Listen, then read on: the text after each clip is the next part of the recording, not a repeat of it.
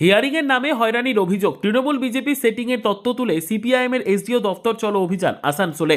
হিয়ারিংয়ের নামে সাধারণ মানুষকে হয়রানি করা হচ্ছে এবং তৃণমূল কংগ্রেস ও বিজেপির মধ্যে গোপন সমঝোতা রয়েছে। এই অভিযোগকে সামনে রেখে বৃহস্পতিবার আসানসোল মহকুমা শাসকের দফতর চলো অভিযানে নামল সিপিআইএম। এদিন আসানসোল জেলা গ্রন্থাগারের কাছ থেকে একটি প্রতিবাদ মিছিল বের করা হয়। মিছিলে নেতৃত্ব দিতে দেখা যায় সিপিআইএম নেতা পার্থ মুখার্জিকে।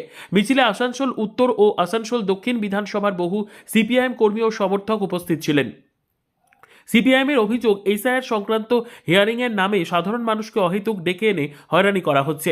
এই পরিস্থিতির প্রতিবাদ জানাতেই মহকুমা শাসকের দফতরে গিয়ে দাবি জানানো ছিল তাদের উদ্দেশ্য।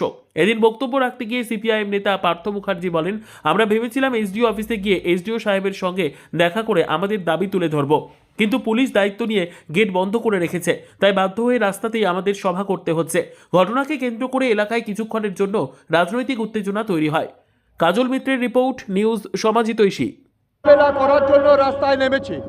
দুটো রাজনৈতিক দল বাইনারি করছে, তারা হিন্দু মুসলমান করছে, তারা ভাষার ভিত্তিতে ভাগ করছে। আমরা বলছি যারা মানুষ, যাদের ভোটার লিস্টে নাম থাকার কথা, তাদের ভোটার লিস্টে নাম রাখতে হবে।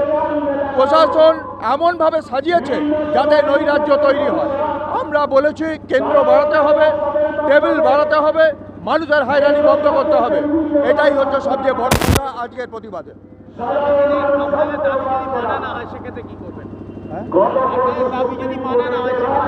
আমাদের দাবি মানার ব্যাপারে 10 দিন আগে ডিএমকে আমরা এই দাবি দিয়েছিলাম, ওনারা কোনো দাবি মানেননি। যদি এই দাবি না মানেন তাহলে আমরা নিশ্চিতভাবে 26 তারিখের পর অনেক বৃহত্তর আন্দোলনে আসানসোলে যাব, কার্যত অবরুদ্ধ করবো আমরা আসানসোলকে।